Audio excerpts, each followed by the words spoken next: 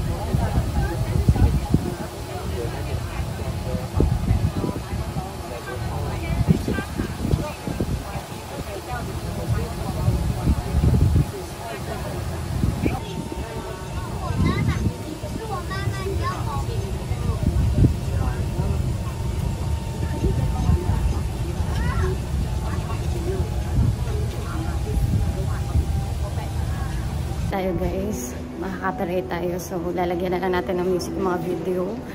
So, nasa Flower Dome muna tayo. Konti lang yung tao. Nice to be back.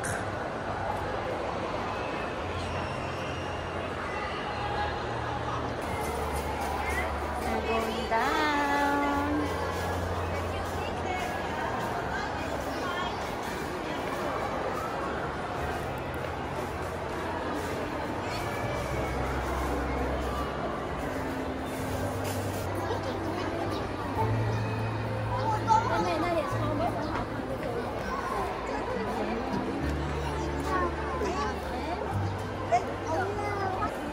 Guys, umuulan na ang lakas. Ayan na, nakikita niyo ba yan? Kaya nandito kami sa loob. Ayan o.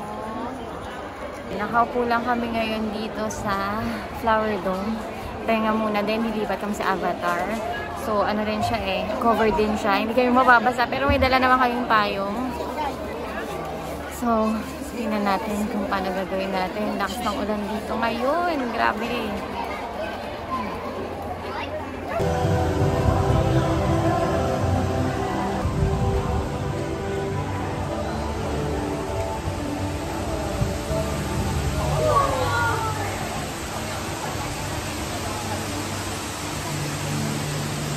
Yan, nakita natin siya dati.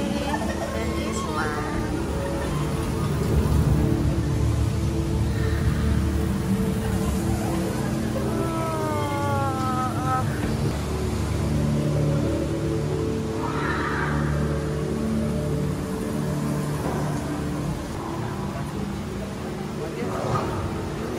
Ito guys, oh.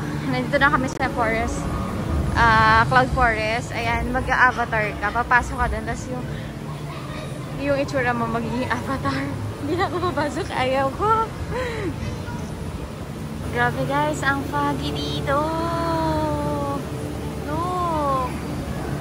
Diba? Ang daming fog. Going to the Lost World. Ayan. So,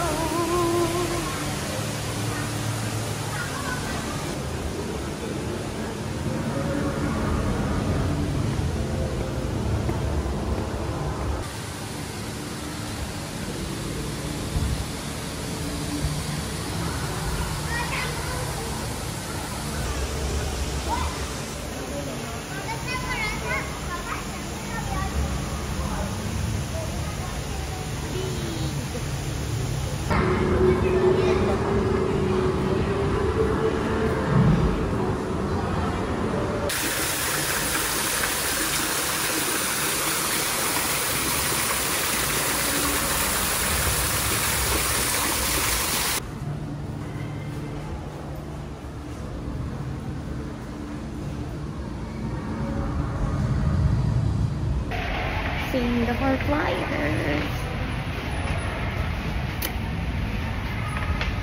Starter flight. Yeah. Singapore Flyers na kami. Pero hindi ko siya mabasa English. Ayan. English. So yan, nakikita natin lahat yan. Diba? Seated na. At up na kami. Doon sa kabilang capsule guys, meron mag-dinner. Medyo mahal yung 300 plus. Hindi natin kaya yung ito lang tayo.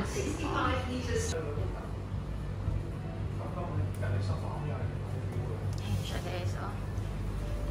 Umulan kanina, sobrang lakas. Ngayon okay na. Wala na siya. Ano na lang yan, basa na lang yung glass.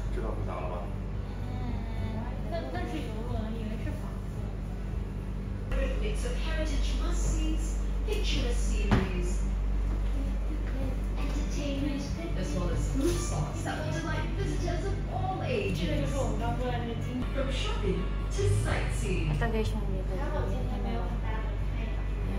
A must-see landmark in Little India.